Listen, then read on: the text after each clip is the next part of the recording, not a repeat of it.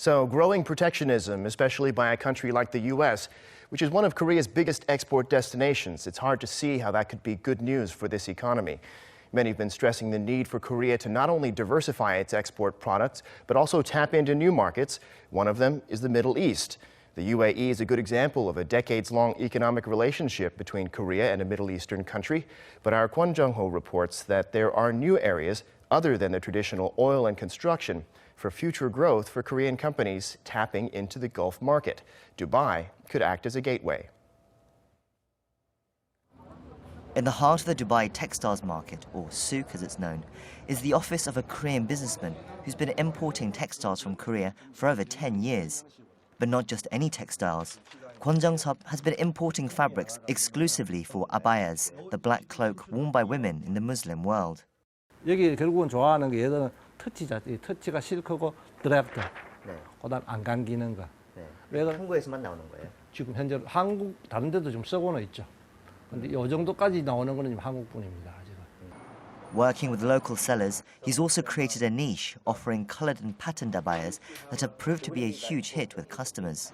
Now they have faith in the Korean products. Initially they were a little bit afraid, but now since so many years they are using, and now they expect more of Korean fabrics rather than other country. Textiles is one of many Korean import products in the UAE, including cars and electronics. But the crux of the bilateral trade relationship is based on fossil fuels and construction. Korea is the third largest importer of UAE oil, while Korean contractors have been involved in the UAE's major infrastructure projects. This is the Burj Khalifa. At 828 meters, it's the tallest building in the world, and it was built by Samsung. And it represents the peak of the construction partnership between Korea and the UAE. But increasing competition from China, as well as slowing industry growth, has led to fewer construction opportunities, and Korea is recognizing the need to diversify. The UAE is increasingly investing outside of oil, gas, and such energy-related industries. Demand is increasing in industries such as healthcare, IT, and environment, and those present an opportunity for Korean businesses. CGen, a medical diagnosis company from Korea, is benefiting from the burgeoning healthcare sector.